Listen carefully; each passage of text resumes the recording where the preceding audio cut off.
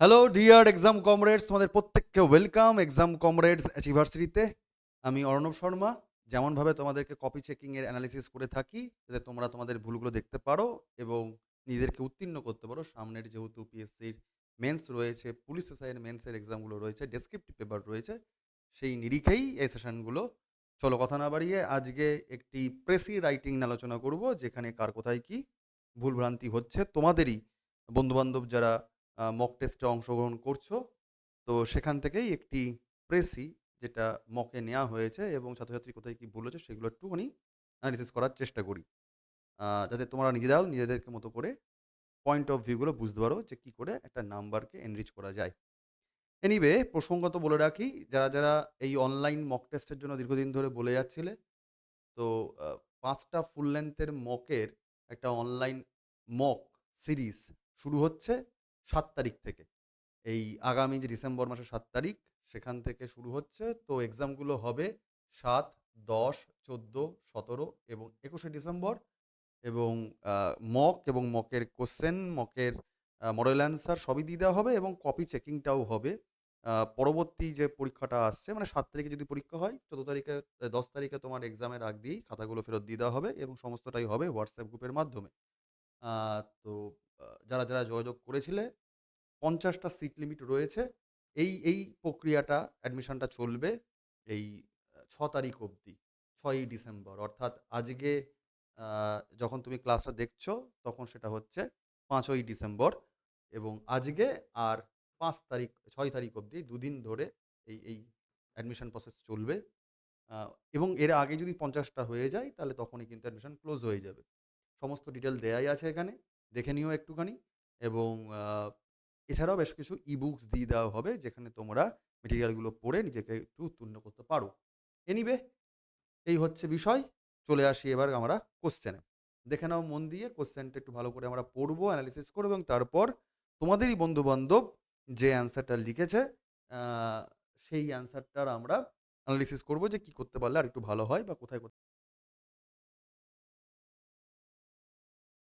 চলো শুরু করে দিই। কথা না বাড়িয়ে কোয়েশ্চেনটা পড়ে নিই। Write a precis of the following passage and add a suitable title. এটা ছিল কোয়েশ্চেন।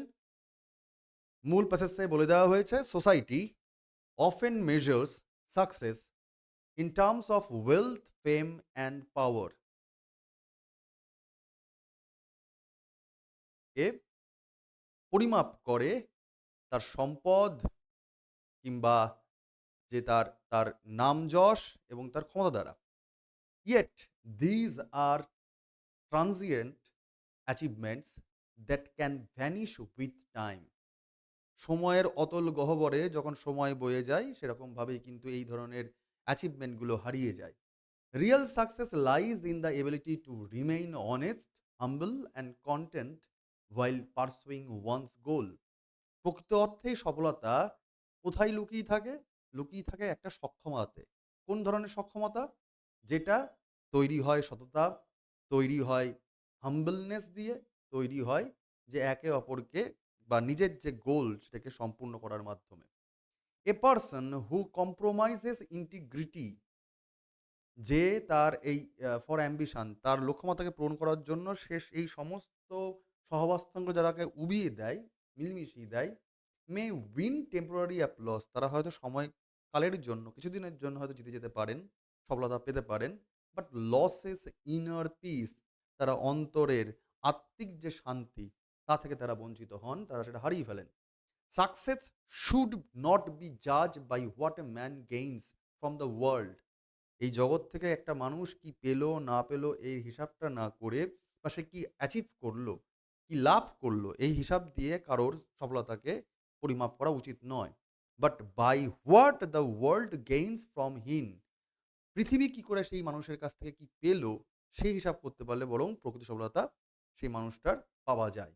অর্থাৎ আমরা সাধারণ মানুষরা হিসাব করি কি, যে এই মানুষটা কি কি অ্যাচিভ করলো, বাড়ি করলো, গাড়ি করলো, টাকা পয়সা পেলো, নাম যশ পেলো, তাহলে সেই মানুষটা কতখানি সাকসেসফুল সেটাকে আমরা সেরকমভাবে হিসাব করি। কিন্তু আসলে হওয়া উচিত কি ছিল, যে সেই মানুষ সাকসেসফুল কি না সেটা বুঝবো কি করে, সেই মানুষটা সমাজের জন্য কি দিয়ে গেছে, তার উপর হিসাব করে প্রকৃত সাকসেস নির্ভর করবে। Those who serve humanity with sincerity, যারা মানবতা বোধ একাগ্রতার সঙ্গে সেবায় নিয়োজিত রাখেন নিজেদেরকে। Compassion and courage achieve a fulfilment that material rewards can never provide. একটা জাগতিক বা পার্থিব যা আমাদের অ্যাচিভমেন্ট হয়, সেই অ্যাচিভমেন্ট দ্বারা শুধুমাত্র যা শান্তি পাওয়া যায় সেটা কিন্তু কোনোরকমভাবেই ওই একজন মানুষ মানবিকতা যদি বোধ রাখে, তার অ্যাচিভমেন্টের থেকে অনেক গুণ সেটা কিন্তু কম থাকবে। অর্থাৎ মানবিক অ্যাচিভমেন্টটা সেটা আসল achievement. True success is therefore not an external Trump. অর্থাৎ বাইরের জগতের যে বিজয়, সেটা কোনো কিছুকে অ্যাচিভ করার মারফতে হোক, টাকা পয়সা হোক, নাম যশ হোক, বিভিন্ন কিছু অ্যাচিভ করা হোক, সেটা কিন্তু প্রকৃত সফলতা নয়। কোনটা সফলতা? But inward satisfaction born of good deeds. ভালো কাজের যে হিসেব, সেটাই কিন্তু তাকে প্রকৃত সফলতা এনে দিতে পারে। ঠিক আছে? অর্থাৎ সাফল্য কি জিনিস, এটাকে নিয়েছিল এই কোশ্চেনটা। আশা করি আমরা প্রেসিডার মূল বিষয়বস্তুগুলো বুঝতে পারছি। আমরা যদি একটুখানি কিওয়ার্ড গুলোকে দেখে নেওয়ার চেষ্টা করি, মূল বিষয়বস্তুগুলো কি, তাহলে এগুলো মার্ক করে নাও। কিওয়ার্ড গুলো কি, যেগুলোকে আমরা কাজকর্ম করব। সোসাইটি কি করে? মেজার করে। কাকে করে? সাকসেসকে। কি হিসাবে?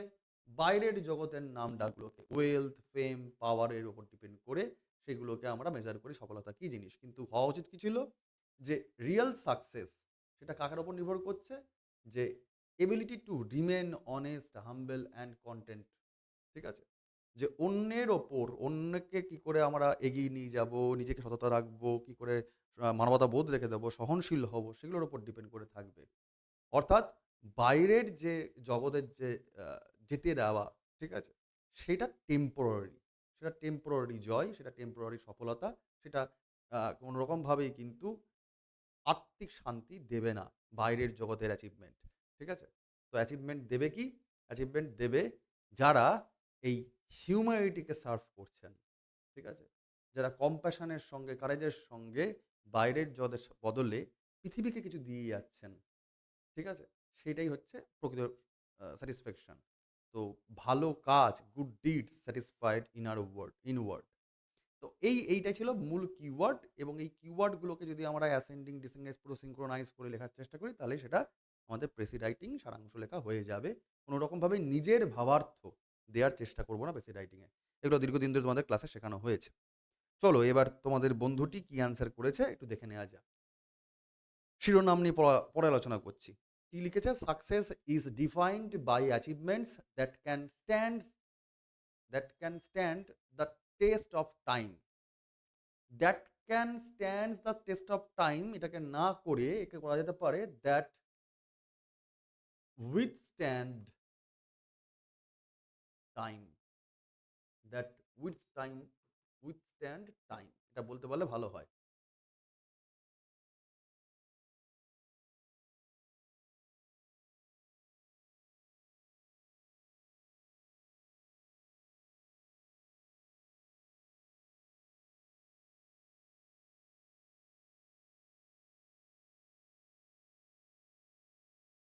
ঠিক আছে? আচ্ছা, next, having right qualities and moral. Moral বানানটা ভুলবে তাড়াহুড়ো করে। Having right qualities and moral values and holding out, এখানে অ্যান্ড দেওয়ার দরকার নেই। Having right qualities and moral values, holding out them throughout the life is the only way one can be truly successful. চলবে? এই লাইনটাকে আরো সহজে লেখা যেতে পারত। তবু এই ছেলেটি যা লেখালেখি করেছেন বা মেয়েটি যাই হোক, যে অ্যাসপিরেন্ট লেখালেখি করেছে, সে প্রেসি রাইটিং এ মোটামুটি ১৫ র মধ্যে চোখ বন্ধ করে ৯ থেকে ১০ পেয়ে যাবে। খারাপ মার্কস নয়, তবে ওই আরো কি করে নাম্বার তোলা যায় সেই জায়গায় থাকছে না। এবং যদি আরো প্রভাব পড়বে, যেহেতু স্টুডেন্ট টাইটেল চেয়েছে, টাইটেলটা কি? ট্রু মিনিং অফ সাকসেসফুল, চলে যাবে। তো ৯ থেকে ১০ পেয়ে যাবে আরামসে। ১০ আরামসে পেয়ে যাবে। ঠিক আছে? যদি তোমার এই ধরনের মিস্টেক গুলো একটু কম থাকে তো। তো মোটামুটি ভুল ভ্রান্তি কি হচ্ছে এটা বোঝা যাচ্ছে। আ ঠিক আছে? এই লাইনটা একটু এক্সাজারেট হয়ে গেছে। একটু কাটতে হতো। এনিওয়ে, চলো আমরা মডাল অ্যান্সার কি করা যেতে পারে, মডেল অ্যান্সারটা দেওয়ার চেষ্টা করি। আগে শিরোনাম পরে দেখব, আগে আমরা দেখব কি লিখেছি। দেখো, তোমাদের কিওয়ার্ডস বলেছিলাম কি? কিওয়ার্ড বলেছিলাম ট্রু সাকসেস। সোসাইটি কি করছে না করছে। ট্রু সাকসেস কোথায় লুকিয়ে থাকছে এবং কোনটা ট্রু সাকসেস নয়। ট্রু সাকসেস পাওয়া যাবে কি করে? এগুলো দেখো পয়েন্ট করে আমরা নোট ডাউন করেছিলাম মূল প্রশ্ন যখন পড়েছি। তাহলে সেটাকেই আমরা এখন বাক্যে কনভার্ট করব। True success should not be measured. আমরা শুরুই করছি, যেহেতু প্রসঙ্গটাই উঠছে ট্রু সাকসেস নিয়ে। তো সত্যিকারের যে সফলতা, সেটা কিসের ওপর মেজার করা উচিত নয়? Should not be measured by wealth or fame. ঠিক আছে? অর্থাৎ কারোর সম্পদ বা যশের ওপর নির্ভর করে কারোর সফলতা, সত্যি সফলতা মেজার করা, পরিমাপ করা উচিত নয়। ফর সাচ গেইনস ফেড, যেহেতু এই ওয়েলথ আর ফেম, নাম আর যশ আর সম্পদ, এগুলো কিন্তু সময়ের সঙ্গে সঙ্গে হারিয়ে যায়, মুছে যায়। ইট লাইস ইন ইন্টিগ্রিটি। ইট বলতে true success. It lies in integrity, একতার মধ্যে নিহিত থাকে। Humility and service to humanity. ঠিক আছে? মানবতার মধ্যে এগুলো সব মিলেমিশেই থাকে। Which bring lasting inner satisfaction. অন্তরের যে আত্মিক শাশ্বত যে স্যাটিসফ্যাকশন, তার মধ্যে সেটা নিহিত থাকে। দ্যাট মেটেরিয়াল রিওয়ার্ডস, অর্থাৎ জাগতিক পার্থিব যে যে আহ, সম্পদ যা আমরা অর্জন করি, সেই পার্থিব অর্জন সেটা কোনোদিনই সম্পূর্ণ করতে পারে না। Can never equal in human life. মানুষের জীবনে কোনো রকম দিনই এইটা সমানভাবে যায় না। তাহলে what is true success? True success wealth ফেমের ওপর নির্ভর করছে না, আহ, নির্ভর করছে না। এই ওয়েলথ আর ফেম নির্ভর করছে ফেক সাকসেসকে, কারণ এটা সময়ের মধ্যে হারিয়ে যায়। আসলে ট্রু সাকসেস নির্ভর করছে ইন্টিগ্রিটির ওপর, হিউম্যানিটির ওপর, এবং এটাই ইনার যে স্যাটিসফ্যাকশন তাকে এভার লাস্টিংয়ে নিয়ে যায়। And that material rewards can never equal, এবং এই স্যাটিসফ্যাকশনটা কোনো রকমভাবেই এই জাগতিক যে অ্যাচিভমেন্ট তার সঙ্গে কোনো রকমভাবে সমানের জায়গায় আসে না মানবতার জীবনে, মানব জীবনে। ঠিক আছে? তো ৩৭খানা ওয়ার্ডের মধ্যে করে দেওয়া হয়েছে। দেখো তাহলে কাজটা কি করা হচ্ছে। আমরা কোহারেন্ট রাইটিং স্কিল অ্যাপ্রোচ নিচ্ছি, অর্থাৎ কোনো রকমভাবে কোনো শব্দকে রিপিট করছি না। ট্রু সব সাকসেসটাকে কোনো রকমভাবে রিপিট করা হয়নি, এবং ফেক সাকসেসটাকেও রিপিট করা হচ্ছে না কোনো রকমভাবে, বরং সেন্টেন্সের ফ্রেমই এমন করা হচ্ছে যেন সেটাকে মার্চ করে এক জায়গায় নিয়ে আসা যায়। True success should not be measured by wealth or fame, অর্থাৎ সম্পদ এবং যশের ওপর নির্ভর করে না, এবং ওয়েলথ আর fame for such gains fade, কারণ এইগুলো সময়ের তালে হারিয়ে যায়। অর্থাৎ এখানে ফেক আর ট্রু দুই ধরনের সাকসেস কথা তুল্যমূল্য বিচার করে দেওয়া হলো এক লাইনের মধ্যে। ইট লাইস ইন ইন্টিগ্রিটি। বুঝতে পারছো যে কি করে প্রথম লাইনের সঙ্গে সেকেন্ড লাইনের সঙ্গে থার্ড লাইনকে কানেক্টিং করা হয়, কোহারেন্ট করা হয়, তবেই একটা নাম্বার একবারে এক ধাক্কায় বেড়ে যায়। ১৫-র মধ্যে তবেই তুমি ১২-১৩ পেয়ে মতো নাম্বার জায়গায় যাচ্ছ তুমি আর কি। এবং যেহেতু এখানে সাকসেস কি জিনিস তাকে আলোচনা করা হচ্ছে, হোয়াট ইজ সাকসেস, তো কারোর ডেফিনেশন বা কারোর গুরুত্ব বোঝা যায় তখনই, কারণ এই যে বাচ্চাটি অ্যানালিসিস করেছে, যে অ্যান্সার করেছে, যে ট্রু মিনিং অফ সাকসেস একদম ঠিকঠাক করেছে। কিন্তু ট্রু মিনিং অফ সাকসেস কথাটার মধ্যেও একটি জিনিস লুকিয়ে থাকে। সেটা কি? যে সত্যিকারের মানে সফলতা, সত্যিকারের মানে কি? এর মানেই হচ্ছে, ঘুরিয়ে বলা যেতে পারে, সফলতার গুরুত্ব কি? এবার কোনো জিনিসের গুরুত্ব নির্ভর করে দুখানা বিষয়ের ওপর, হয় কোয়ালিটি অথবা কোয়ান্টিটি। তোমাকে রোদ দিয়ে একটা বিরিয়ানি খাওয়ানো হবে, একদম প্রচুর পরিমাণে বিরিয়ানি খাওয়ানো হবে, আনলিমিটেড খাওয়ানো হবে, তোমার মনে হবে টাকাটা উসুল হয়ে যাচ্ছে। আবার তোমাকে যদি মানে অল্প পরিমাণে তুমি বিরিয়ানি খাও, কিন্তু সেটা কোয়ালিটি বিরিয়ানি খাও, তোমার মনে হবে যে না তাহলে টাকাটা পুষিয়েছে, কারণ এখানে দাম বেশি নিলেও খাবারটার কোয়ালিটি ঠিকঠাক ছিল। অর্থাৎ কোয়ালিটি এবং কোয়ান্টিটিতে কোনো জিনিসের গুরুত্ব বোঝা যায়। তাহলে যখন সফলতার কথা বলা হচ্ছে, যে সাকসেসের মাধ্যমে আমরা কি পেতে পারি, ভালো সাকসেস এবং যেগুলো চলতি সাকসেস, মানে সাধারণ চোখের মানুষের চোখে সাকসেস, যেটা আসলে ফেক সাকসেস, এর তুল্যমূল্য বিচার করছি। তার মানে একটা গুরুত্ব বোঝানোর চেষ্টা করছি। তার মানে সাকসেসের আসলে অর্থ কোথায় নিহিত রয়েছে, সেই অর্থে তো টাইটেলটা দিয়েছে এটা। ট্রু মিনিং কি? তাহলে ঘুরিয়ে বরং আরো ভালো করে লেখা যেতে পারতো, the essence of true success বা essence of success. The essence মানে গুরুত্ব।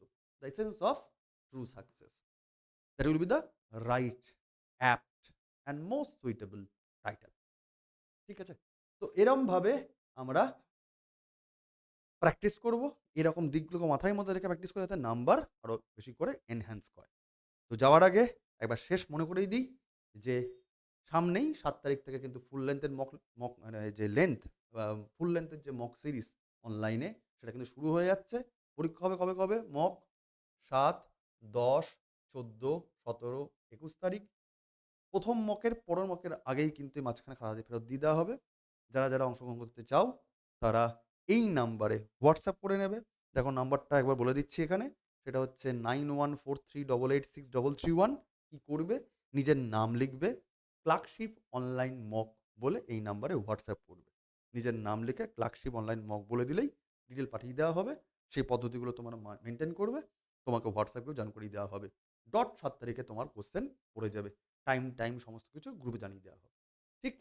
তো চলো ভালো করে পড়াশোনা করো এবং পড়াশোনা করার পর নিজেকে তৈরি করে নাও। কারণ সামনে কিন্তু বেশ কিছু বড় সুযোগ আসছে। Thank you and best of lakh.